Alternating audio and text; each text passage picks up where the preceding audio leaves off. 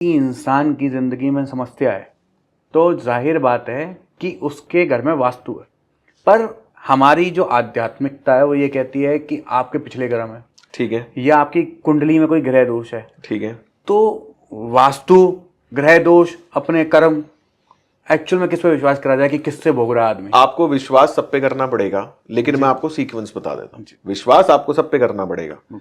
जो भी आपने 3 शब्द बोले ना, कर्म, वास्तु और भाग्य, तीनों पे विश्वास करना पड़ेगा। मैं आपको सीक्वेंस बता देता हूं किस सीक्वेंस में आपको चलना है। पहले नंबर पे हमने कर्म को रखा है जी। पहले नंबर पे, क्योंकि अगर आपके कर्म ठीक होंगे ना तो ही आपका जीवन में कुछ हो सकता है।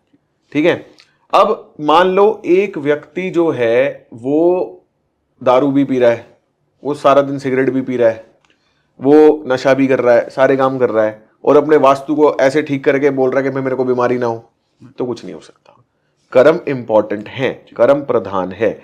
आप अच्छे कर्म करोगे, आप अच्छे, मैंने ऐसा क्या देखा जी, आपको एक छोटा सा किस्सा बताता हूं।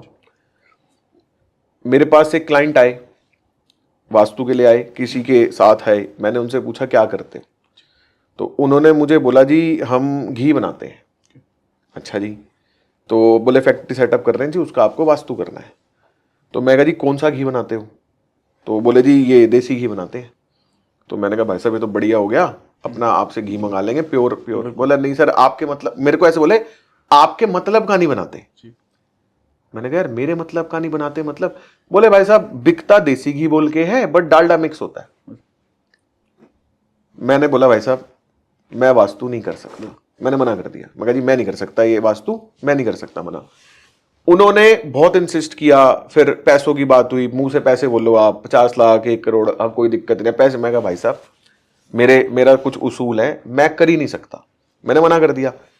मेरे ख्याल से 8 या 9 महीने के बाद वो व्यक्ति फिर आया मेरे पास। क्यों आया?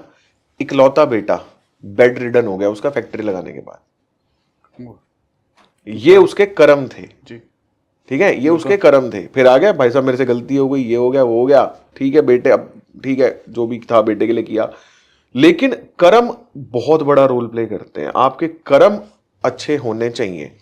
बिजनेस सेंस में अगर हम बात करें तो आज मान लो एग्जाम्पल के तौर पे, मैं अपना वास्तु तो बढ़िया कर ही सकता हूं ना, है अपना वास्तु तो बढ़िया कर ही सकता हूं, और मैंने कर भी रखा होगा, लेकिन फिर भी मैं पॉडकास्ट कर रहा हूं ना। क्यों कर रहा हूं? मार्केटिंग भी है, लोग इस विद्या के बारे में जाने, मेरे बारे में जाने, मेरे से कनेक्ट हो और जुड़े बिजनेस एक्सपेंशन के लिए। अब मैं मान लो अपने घर का वास्तु करके बैठ जाऊं तो छत थोड़ी फटेगी, पैसा थोड़ी गिरेगा। कर्म तो हमें भी करना पड़ेगा ना। साइट विजिट्स में हम भी जाते हैं, सारा दिन फ्लाई करते हैं, ट्रैवल करते हैं, रात के 2-2 3-3 बजे तक ऑनलाइन कंसल्टेशंस चल रही हैं। विदेशों में जो क्लाइंट्स हैं उनसे रात को बातचीत कर रहे हैं, नींद खराब करके। काम तो हम भी कर ही रहे हैं ना। तो कर्म जो है वो प्रधान है, कर्म से ऊपर कुछ नहीं है। अब कर्म के बाद आता है आपका भाग्य। ठीक है, कर्म और भाग्य आपस में इंटरलिंक्ड कैसे हैं? मान लीजिए मैं एक आपको छोटा सा एग्जांपल देता हूं। एक व्यक्ति जो हमारे घर पे, घर के बाहर आवाज आती है ना, कबाड़ी जी, कबाड़ दे दो, जो भी घर में है, आपके घर में जो भी रद्दी है, न्यूज़पेपर है, कबाड़ी आता है आपके घर में। फिर जो वो कबाड़ी आपके घर में कबाड़ लेके जा रहा है वो किसी दूसरे को बेचता है जी। जिसको बेच रहा है वो भी कबाड़ी है, बिल्कुल, जिसको बेच रहा है वो भी कबाड़ी है। वो जो खरीद रहा है कबाड़ी, मल्टीपल कबाड़ियों से जो एक हेड बंदा खरीद रहा है, वो आगे किसी को दे रहा है जी, वो भी कबाड़ी हो गया, बिल्कुल। ठीक है, वो भी कबाड़ी हो गया। वो बंदा भी आगे कहीं ना कहीं उसको डिस्पोज ऑफ कर रहा होगा, बिल्कुल। अब लेवल्स बढ़ गए।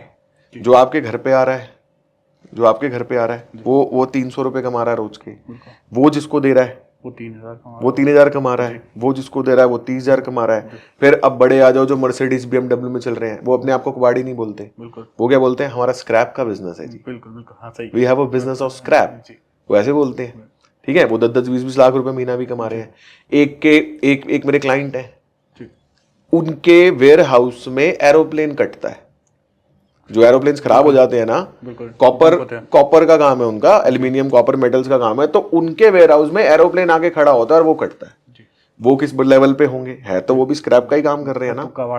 अब एक आपको मैं नाम नहीं लूंगा, एक वेबसाइट है जिसपे सारा कबाड़ बिकता है, अच्छा, समझ गए? जी बिल्कुल $1 बिलियन की वेबसाइट है। बिल्कुल आपके घर का जो भी कबाड़ है, पुराना रद्दी सामान है, बेच दो, बिल्कुल, बेच दो, बेच दे, बेच दे, जी, बेच जी। दे, सुना होगा ना? जी जी तो वो है, तो वो भी फिर वही हो गया ना। बिल्कुल अब क्या होता है, इनकी पत्री में ये सारी चीजें कॉमन है, इनकी पत्री में ये सारी चीजें। अब क्या होता है, इन्होंने कर्म क्या चूज किया? अब कर्म और भाग्य आपस में रिलेटेड कैसे हैं? जी आप मान लो एक पर्टिकुलर कर्म कर रहे हो, जी ठीक है, एक व्यक्ति की पत्री के हिसाब से एक पर्टिकुलर कर्म उसको पैसा देता है। जी जैसे मेरी पत्री के हिसाब से अगर मैं अपनी बात करूं, मेरी पत्री के हिसाब से मुझे 2 प्रोफेशंस पैसा देते हैं। कौन कौन से? एक वास्तु, एक एस्ट्रोलॉजी। और टेक्निकल डिटेल्स में चला जाऊं तो मुझे सॉफ्टवेयर का बिजनेस, अगर मैं सॉफ्टवेयर का काम करता हूं, कोई सॉफ्टवेयर कंपनी खोलता था तो भी मेरे को पैसा मिलता। ठीक है, मेरे को आज से, जब मैं 11th क्लास में था तो मेरे फादर मेरे को एक पंडित जी के पास लेके गए थे। जी ठीक है, उन्होंने मेरी पत्री देख के मुझे एक बात बोली कि अब जैसे मेरे पापा जो थे वो बिजनेसमैन, उनका चाय पत्ती होलसेल बिजनेस था, तो उन्होंने मेरे फादर को बोला, भाई इसको बिजनेस में मत डालना, अच्छा, इसको कंप्यूटर की पढ़ाई कराओ। जी इसकी पत्री में मतलब ऐसे जैसे 8th हाउस जो होता है ना, 8वां घर, वो इंजीनियरिंग, कंप्यूटर साइंस, इन सब का होता है। तो पंडित जी बोले, भाई इसकी पत्री में जो प्लैनेट्स है ना, या तो ये कोई फैक्ट्री लगाएगा, या तो आपको कोई फैक्ट्री लगानी है, या इसको कंप्यूटर साइंस का काम कराओ, उसको कंप्यूटर्स की पढ़ाई कराओ। मेरे 12th में 43% आए थे, जी कॉमर्स में था मैं। ठीक है, 10th तक में पढ़ने वाला बच्चा था, 10th में मेरे 80% आए। फिर 11th में थोड़ी संगति खराब हो गई, 11th में तो नॉर्मल पास हो जाते हैं बच्चे, बिल्कुल तो 12th में मेरे 43% आए। 12th के बाद जब मैं कंप्यूटर्स पढ़ने, मैंने एडमिशन लिया bachelors in computer application, BCA में। जब मैं BCA में गया ना, तो मेरा उस टाइम माइंडसेट ये था, मेरे फादर ने मुझे बोला, भाई देख 3 साल कॉलेज के एंजॉय करने हैं, उसके बाद तू बिजनेस तो अपना सेट है ही, क्योंकि बनिया फैमिली में ना दिमाग में बचपन से कूटा जाता है कि बेटा नौकरी नहीं करनी, नौकरी नहीं करनी, व्यापार करना है, बिजनेस करना है। तो पापा बोले, यार देख 3 साल कॉलेज के मजे ले, क्योंकि मेरे दादा थे नहीं, तो पापा मेरे ख्याल जब 10th क्लास में थे, 10th की पढ़ाई करके व्यापार में लग गए। तो एक पिता होता ना, भाई जो मैंने नहीं किया वो तुम करो भाई, मजे करो। तो वो बोले, भाई तुझे अपना कॉलेज एंजॉय करना है। ठीक है जी, मैं जब कंप्यूटर्स की पढ़ाई करने गया ना, मैंने कहा पंडित जी ने कंप्यूटर पढ़ने बोला था, अपने को कंप्यूटर का शौक भी है, तो कॉलेज में मैं फर्स्ट आया। वाह, 3 साल में डिप्लोमा में फर्स्ट आया। ठीक है, 80-90% मेरे नंबर आते थे। और मेरे फादर मुझे लिटरली बोलते थे, भाई हमें तो लगता था कि तू कॉलेज में पता नहीं क्या ही लेवल की आवारागर्दी करेगा, और तू तो यार अपना कंप्यूटर पे लगा रहता है, कभी कंप्यूटर खोल रहा है, अंदर झांक के देख रहा है, वीडियोस पे तू सारा दिन कंप्यूटर्स देख रहा है, फर्स्ट आ रहा है तू क्लास में, तेरे को मेडल मिल रहा है, तेरे को ट्रॉफी ले आया तू घर पे। मैंने कहा अच्छा जी। तो मैं कहा पापा देखो इंटरेस्ट आ गया मेरे को लग रहा है। अब उस टाइम क्या मेंटालिटी सेट हुई कि भाई आज तू पढ़ ले, यही समय है, और आगे चल के कंप्यूटर्स का जमाना है। बिल्कुल कंप्यूटर्स में चला गया मैं। अब क्या होता है, BCA करने के बाद जो आपको नौकरी ऑफर होती है वो 8-10 हजार 12 हजार की ऑफर होती है। जी, और उस टाइम पे मेरी पॉकेट मनी 15-20 हजार रुपए थी, वाह, जो मुझे घर से पैसे मिलते थे, क्योंकि फादर का बढ़िया बिजनेस था। तो मैंने कहा यार 12,000 रुपए की नौकरी कौन करेगा। और मेरे फादर ने मुझे एक चीज बोली, बोले बेटा तू आज 12,000 की नौकरी पे अगर लगता है, 1 साल बाद तेरे को मान ले 10-20% का इंक्रीमेंट भी मिलता है, तू 18 पे आ गया, तेरा समय खराब हो जाएगा भाई, तू अपना कुछ कर, व्यापार कर, बिजनेस कर। बिजनेस करने लगे। अब पंडित जी ने क्या बोला था, या तो फैक्ट्री लगाएगा या कंप्यूटर काम करेगा। अब हमने वो छोड़ दिया, ना हमने फैक्ट्री लगाई ना हमने कंप्यूटर काम किया। वहां से मैं चला गया डायमंड ज्वेलरी के बिजनेस में, कि भाई डायमंड का बिजनेस, क्योंकि मेरे चाचा करते थे, तो चाचा को देख के मैंने कहा भाई मैं ज्वेलरी का काम करूंगा। डायमंड के बिजनेस में गया, नहीं चला, चला ही नहीं, क्योंकि मतलब नहीं चला, बस डायमंड का बिजनेस तो क्या वो नहीं चला। उसके बाद एक क्या होता है, मेरे को एक गुरु मिले, और वो मेरी पत्री देख के मुझे बोले कि भाई तू वास्तु कर। मैं कहा वास्तु, मैं तो भाई एंटी, मैं मानता ही था ना वास्तु ना ज्योतिष। मैं कहा भाई बच्चा था उस टाइम, कोई नॉलेज नहीं, कुछ नहीं। लेकिन वो जो गुरुजी मिले ना, वो पैसे बहुत कमाते थे, अच्छा, पैसा बहुत चार्ज करते थे भाई, मेरे ननिहाल से जुड़े हुए थे।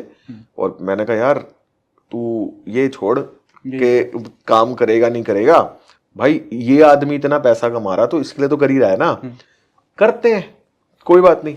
उनसे जुड़ के मैंने वास्तु सीखना चालू किया। अब जो मैं आपको बता रहा था ना, 8वां घर मेरा एक्टिव था, पैसे दे रहा था, जो वास्तु और ज्योतिष की विद्या है ना, वो भी 8वें घर को रिप्रेजेंट करती है। वाह, और कल्ट तो वहां पंडित जी अब क्या है ना, कोई भी पंडित कभी भी किसी को ये नहीं बोलेगा कि भाई अपने लड़के को एस्ट्रोलॉजर बना दे, जी, कभी कोई नहीं बोलेगा। नहीं बोलेगा। क्या बोलेगा? इंजीनियर बना दे, डॉक्टर बना दे, इंपोर्ट एक्सपोर्ट करा।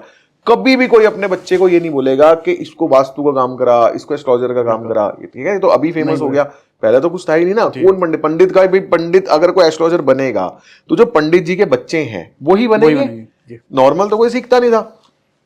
तो अब वहां से आते हैं कर्म, और वो कनेक्ट हो गया। आज अगर मैं ज्वेलरी की फील्ड में कर रहा होता ना काम, तो मैं काम तो कर लेता, मैं रोटी खा लेता घर पे, लेकिन पैसे नहीं कमाता। जी, समझ गए? कर्म और भाग्य। तो अगर आपको अपने भाग्य के हिसाब से पहले से पता चल जाए कि आपको कौन से कर्म करने में पैसा आ रहा है, क्या करने से आपको पैसा आएगा, तो मुझे टेंशन ही खत्म हो गई। अब मेरे जितने भी क्लाइंट्स हैं वो क्या करते हैं, जैसे मान लो उनका बच्चा 10th में है, वो मेरे से एक ही क्वेश्चन पूछता है, भैया इसको क्या कराना है। मैं उनको सिर्फ एक चीज बताता हूं, मैं कहा जी मैं आपको ये 5-7 लिस्ट दे रहा हूं, ये प्रोफेशन में से कोई भी आप चूज करते हो बच्चे के लिए तो ये वैसे कमा लेगा। अब आप देख लो, एक बंदा मान लो एक बच्चा अब 11th में था, एक लड़का, उसने साइंस ले रखी थी, मेरे पास आया कि जैसे वो लेट आए, 11th में साइंस ले रखी थी, मेरे से पूछा कि जी इसका फ्यूचर बताओ। मैं कहा क्या करते हो आप? बोले जी मैं तो अभी नॉन मेडिकल में हूँ, पढ़ाई कर रहा हूँ। मैंने पत्री देखी तो मैंने कहा भैया लास्ट टर्म में कितने नंबर आए थे? तो बेचारे ने अपने पेरेंट्स की शक्ल देखी, फिर मेरी शक्ल देखी, नीचे मुकड़ लिया। मैंने पेरेंट की तरफ बोले भाई साहब फेल हो गया था। तो मैंने कहा भाई साहब समय गया नहीं है, इसको हटवा के कॉमर्स में डालो और इसको आगे चल के हम इस फील्ड में बिजनेस करवाएंगे। मैं कहा नॉन मेडिकल के लिए बंदा नहीं है, ये नहीं कर पाएगा। चेंज करा दिया। आज अगर वो बेचारा रो पीट के रात काली करके पढ़ ले तो आगे चल के तो समय खराब ही होना है ना। अब कर्म और भाग्य कनेक्ट हो गया। अब इसके बाद भाग्य के साथ एक चीज कनेक्ट करती है, आपकी मेंटालिटी, आपकी सोच, आपकी परवरिश कहां पे हुई है, किस एनवायरनमेंट में आपकी परवरिश हुई है। हमारे घर के बाहर कबाड़ी आता है, $1 मिलियन की वेबसाइट है। अब क्या है, जो बंदा आपके घर पे आके कचरा लेके जा रहा है उसकी मेंटालिटी क्या है, मेरे को किसी तरीके से 300-400 रुपए मिल जाए ताकि मैं आज अपने घर वालों को रोटी खिला दूं। ठीक है, उससे ऊपर वाले की अलग मेंटालिटी है, उससे ऊपर वाले की अलग मेंटालिटी है। जो $1 बिलियन की वेबसाइट बना के बैठा है उसकी अलग मेंटालिटी है। तो यहां पे ना सोच भी मैटर करती है कि आपकी परवरिश कैसे एनवायरनमेंट में हो रही है। आपने देखा होगा एक बच्चा, मान लो एग्जाम्पल के तौर पे एक बच्चा 50 गज के घर में रह रहा है, वो पैदा हुआ, उसके फादर जॉब करते हैं, मान लो 50-60 हजार रुपए महीना फॉर एग्जाम्पल उनकी इनकम हम ले लेते हैं। उसके फादर जॉब कर रहे हैं या व्यापार कर रहे हैं, इनकम 50,000 रुपए उनकी महीना है। 25,000 में भी बंदा अपना घर चला रहा है, 50,000 वाला भी आराम से अपना घर चला रहा है, लाख रुपए कमाने वाला भी अपना घर चला रहा है, 10 लाख वाला भी अपना घर चला रहा है, 1 करोड़ वाला भी अपना घर चला रहा है। अब मान लो जो बच्चा 50 गज के घर में रह रहा है, बड़ा होके उसके सपने कैसे होंगे, उसके फादर, उसके पेरेंट्स उसको क्या सपने दिखाएंगे? 200 गज का घर ले लो, 500 गज का घर ले लो। सर बहुत दूर चले गए। 50 गज के घर में जो बंदा रहता है ना, उसका सपना होता है कि मैं कम से कम 100 गज का घर लूं। जो 2 BHK में रह रहा है उसका सपना है कि मेरा घर 3 BHK का हो जाए। 500 गज तो दूर दूर तक उसके सपने में ही नहीं आता, वो सोच ही नहीं पाता 500 गज के बारे में। लेकिन अगर आप अभी से अपने बच्चों को, मतलब ये नॉलेज जो है ना, ये मैं उन पेरेंट्स को देना चाह रहा हूं कि भाग्य को, किस्मत को, कर्म को मेंटालिटी से और सोच से पेरेंट्स कैसे ऑल्टर कर सकते हैं। अपने बच्चों को अभी से, इसी पल, अभी से ना उनकी सोच बड़ी करनी चालू कर दो। ये बंदा डर जाता है, किसी बंदे की 50,000 रुपए महीने की इनकम हो और अगर उसको बोलो ना कि अपने को 20 करोड़ की कोठी बनानी है तो वो डर जाएगा, तो वो कहेगा यार तू क्या बातें कर रहा है यार, पागल वाली बातें कर रहा है यार। वो ऐसा हो जाता है, लेकिन ये पॉसिबल है। और ये जो मैं आपको 50 गज की स्टोरी सुना रहा हूं ना, मेरी खुद की स्टोरी है। वाह, मेरा जन्म 50 गज के घर में हुआ था और आज 500 गज की कोठी बना रहा हूं। वाह, बहुत बहुत ठीक है, क्यों? ये मैं नहीं कर सकता था, ये मैं नहीं कर सकता था, ये मेरे फादर ने किया है। उन्होंने हमेशा मेरे को एक ही चीज समझाई, मतलब एक ही बात बोली। मैंने उनसे, जैसे हमें डायमंड का काम करना था, ज्वेलरी का काम करना था, उस टाइम थोड़ा सा बजट के इश्यूज थे, बजट प्रॉब्लम थी। तो मैंने अपने फादर को बोला, मैंने कहा पापा असली डायमंड का काम में तो बहुत पैसे लग जाएंगे, अमेरिकन डायमंड का काम कर लेते हैं। मेरे फादर ने मेरे से क्वेश्चन पूछा, कहते बेटा अमेरिकन डायमंड जो है वो कितने का आता है? मैं कहा जी 1 रुपए का, 1 रुपए 2 रुपए का आता है। बोले अगर हम 100% मार्जिन भी लेके चलते हैं, 2 रुपए की चीज कितने में बेच देगा तू? 4 रुपए में। बोले 1000% मार्जिन भी अगर हम लेके चले तो 2 रुपए की चीज तू कितने, 200 में बेच देगा? ज्यादा से ज्यादा 2000 में बेच देगा, ज्यादा से ज्यादा। बोले बेटा जो असली हीरा है ना, उस पर छाप नहीं होती प्राइस क्या है, वो 1 लाख की चीज तू 4 लाख में भी बेच दे, 3 लाख में भी बेच दे। बोले प्रॉफिट मार्जिन बहुत ज्यादा है, इन्वेस्टमेंट ज्यादा है, अपने को छोटा काम नहीं करना, अपने को जो करना है बड़ा करना है। तो यहां पे मेंटालिटी बहुत ज्यादा मैटर करती है। अब आता है वास्तु, वास्तु और एस्ट्रो वास्तु। आपने कर्म वो चूज कर लिया जो आपके भाग्य के हिसाब से आपको पैसा दे रहा है, लेकिन अगर आप अपने घर की वास्तु जो खराब है उसमें रह रहे हो, तो ना तो भाग्य काम करेगा, ना आपके कर्म काम करेंगे। एग्जाम्पल के तौर पे मान लो आपने अपनी पत्री दिखवाई, किसी ने आपको बोला कि भाई साहब पॉडकास्ट करो, मजा आएगा, आपने पॉडकास्ट करने चालू कर दिए। पॉडकास्ट आपको पैसा भी दे रहे हैं और आपकी पत्री के हिसाब से अलाइंड है कि भाई पॉडकास्ट का धंधा आपको पैसा देगा, आपने चालू कर दिया।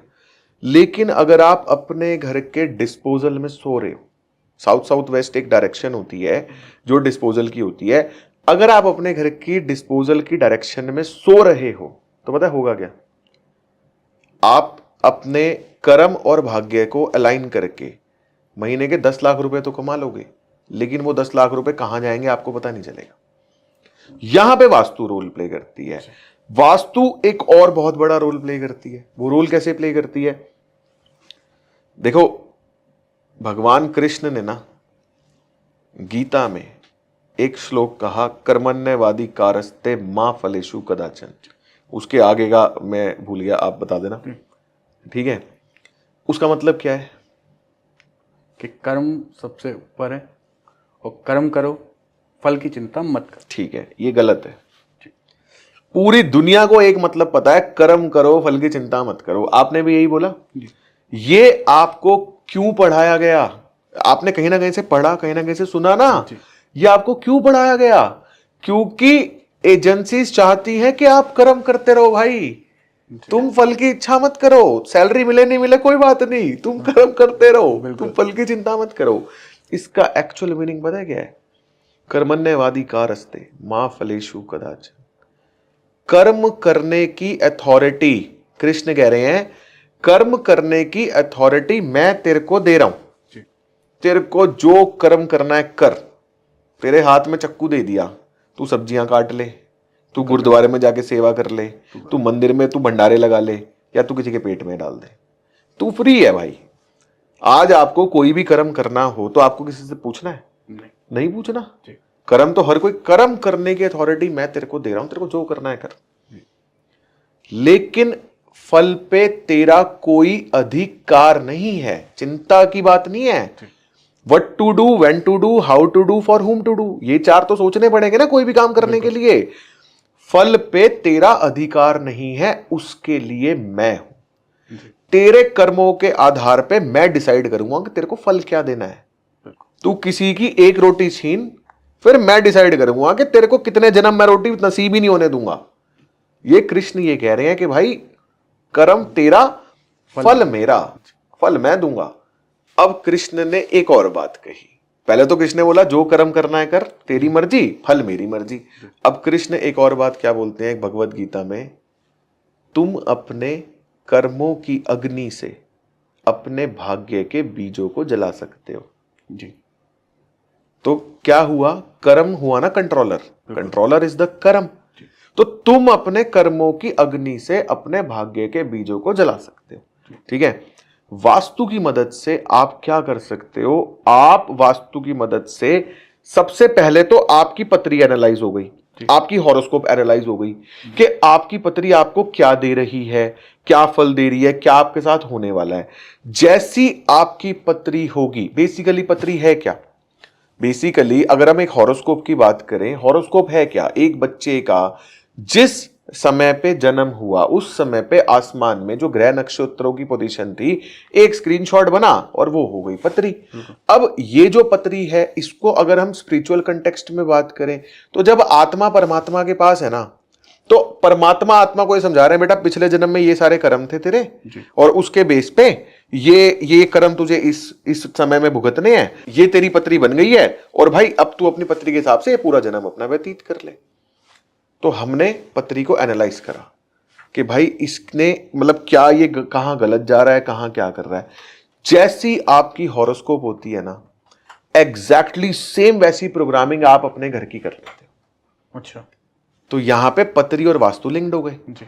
अब मेरे पास एक क्लाइंट आया, मैंने उसकी हॉरोस्कोप में स्टडी की कि भाई इसकी लाइफ में लॉसेस ही लॉसेस हैं, ठीक है। जब मैं उसकी वास्तु देखूंगा ना, तो उसकी वास्तु में मेरे को वो सारे कनेक्ट मिल जाएंगे हॉरोस्कोप के, जिसकी वजह से उस व्यक्ति को लाइफ में लॉसेस लग रहे हैं। अब मैं क्या करूंगा, वास्तु तो पत्री मेरे कंट्रोल में नहीं है, हॉरोस्कोप मेरे कंट्रोल में नहीं है, मेरे कंट्रोल में क्या है, वास्तु। एक व्यक्ति की पत्री में एग्जांपल देते हैं, मान लो एक व्यक्ति की पत्री लॉस मेकिंग है, उसको लॉस लग रहा है। हमने वास्तु में देखा कि यार साउथ वेस्ट में डिस्पोजल में या तो वो व्यक्ति सो रहा है, या उसका ऑफिस कैबिन है, या उसकी फोटो लगी हुई है, या उसके बिजनेस रिलेटेड डॉक्यूमेंट्स लगे हुए हैं, 4-5 चीजें अपने को मिल जाएंगी। हमने जैसे ही वो हटाए और जैसे ही हमने वो डॉक्यूमेंट्स गेन्स की डायरेक्शन में रखे, तो क्या होगा, इधर जन्म पत्री काम करना बंद कर देगी, इधर वास्तु काम करना शुरू कर देगी। तो यहां पे वास्तु और हॉरोस्कोप कनेक्ट हो जाती है।